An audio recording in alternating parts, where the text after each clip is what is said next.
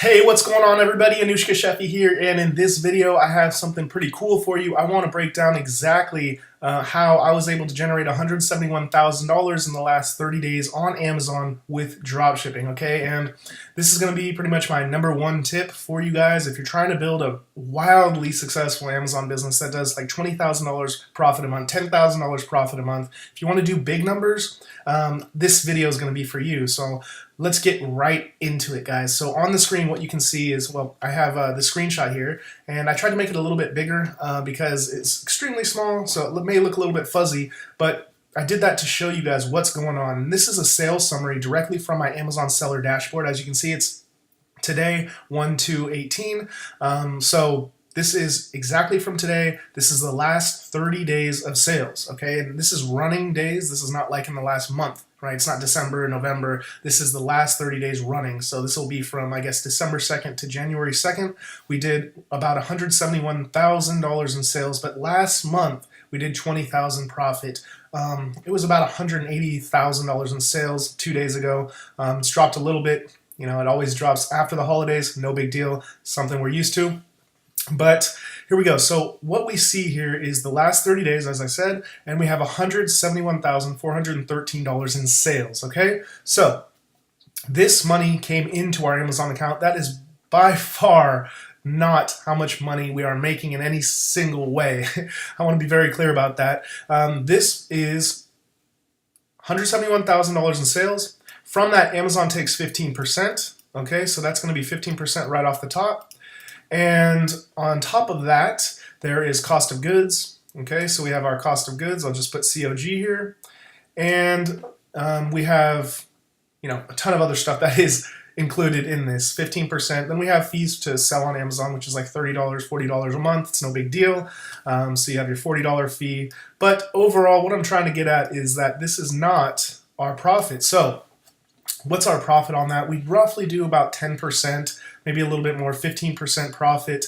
And the good news is I don't have to process any of these orders. I don't actually have to do much of the work at all. So how the heck can we do $20,000 in profit a month but not do any work? Okay, it sounds unrealistic, it sounds like bullshit, I know, but the power of this, how you can do this, how I can do this, how anyone can really do this is by tapping into the power of a team, okay? And as you can see, we have another number here. We have 4,322 orders, and that is in the last 30 days. Okay, so let's work on that number real quick. I'm going to pull up a calculator.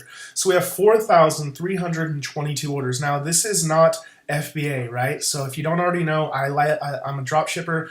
I love drop shipping because it's hands-free. You don't have to fork over thousands of dollars for inventory. There's a lot of reasons why I like it, and you can get started extremely fast and start making fast sales. Now, that said, while in FBA, you do the heavy lifting up front. You do your product research and you get all your products. You find your products and you do the sourcing and you get it shipped from China. You do the heavy lifting in the beginning of the process. With dropshipping, you do the heavy lifting in the end, right? Okay, so how does it work? Orders come into your store, you go over to your supplier, you purchase the product from your supplier, and it gets shipped directly from your supplier to the customer's doorstep, right? So what does that mean for you? You need to process the order, or somebody needs to process the orders. So going back to the 4,322 orders, if we were just it's modest and say it takes maybe 3 minutes per order to process. Okay, so I'm going to go ahead and punch this in. We had 4,322 orders times, let's say, 3 minutes. We're talking about 12,966 minutes of order processing, okay? And that's if everything goes smoothly and every order takes 3 minutes. So we'll divide that by 60 minutes. So we have 216 hours of order processing, okay? That is a shit ton of hours, guys. Okay, that is a whole lot of hours. Nobody wants to be doing $216 of order process, 216 hours of order processing, okay? So what do? We hire a team to process our orders for us, okay? So as the orders come in, our team will take that information from the customer and head over to our supplier and purchase that product directly from our supplier, okay? So this allows us to save hours and hours of time, save a lot of money, okay, because we are typically hiring people overseas. Well, I highly suggest that you hire overseas. You're going to be able to save a lot of money, and a lot of people say, well, you're ripping those people off. You're only paying them a couple dollars per hour. That's BS, okay? I've had people come back to me begging for their job that's paying them a couple dollars an hour, $1.50, $2, $3 an hour. They come back begging for it if they, in the event we stop working together. What does that say to me? It means that they love the job. They actually love working for me. I've had my outsourcers come to me and say, this is the longest I've ever worked with anyone, and I love it. Okay, so we are helping them. They are helping us. It's a win-win for everybody. Okay, so this is kind of what I wanted to point out, that you can run the dropshipping business all on your own. Okay, when I was running this business, I was doing $3,000 to $5,000 profit, running it all on my own. I wasn't getting anywhere near 4,000 orders. Okay, so maybe I would spend an hour a day processing orders, or 2 hours a day with the entire business. Okay, and I was doing $3,000 to $5,000 profit. You can run this business and do good numbers and run it all on your own, and do very well. But if you want to get up to, let's say, 6 figures a month, multiple 6 figures a month, at that point is when I highly suggest hiring somebody to take over your store. And what does that mean? So what are you going to be hiring people to do? Okay, so first off, I always suggest that you hire someone to do product research for you, because this is going to be the most time-consuming task in this business, especially dropshipping, right? FBA, you have to do a lot of product research, but the same goes for dropshipping. You're always pretty much constantly adding new products into your store so that you can, some products will be seasonal, they'll be going in and out. You're going to want to do product research. So go hire somebody to do product research for you, okay? That's the first step. The next step is, as you start growing, as your numbers start going up, and as more orders start coming into your store, you're definitely going to want to hire somebody to process those orders for you, okay? So that you don't have to sit on your computer all day, every day, processing like 100 orders or 150 orders a day, okay?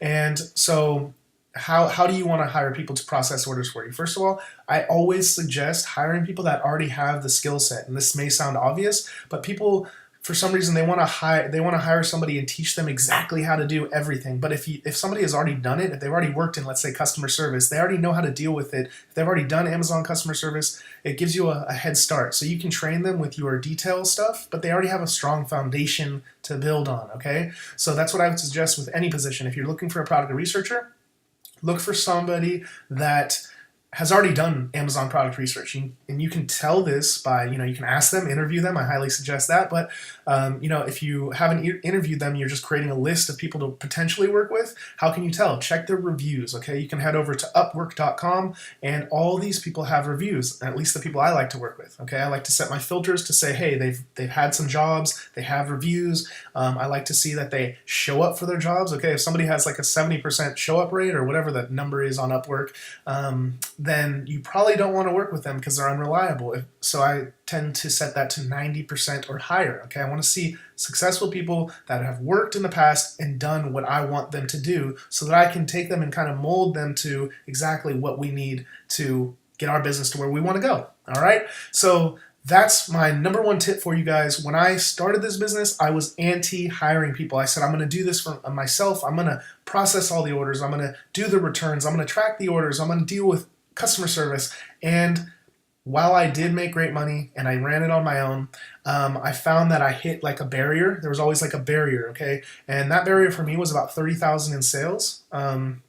Okay, so as I said, we're doing about 10 to 15% profit. Sometimes you do higher, 16% or 20%. Sometimes you do lower, but on average, we're doing roughly those percentages. So what that means, on a $30,000 store, you're doing about $3,000 to $5,000 profit. That's where I was, but I always was caught there. So I said, how the heck can I get out of this and grow this thing? And I started hiring people. It didn't work out. Why? I'd say the number one reason my first hirings didn't work out is because I was trying to mold people and kind of build them up from nothing, right? So I would take people that want $1.50 an hour. Maybe they have a little bit of experience, but they didn't have really skills in it. And I would hire them.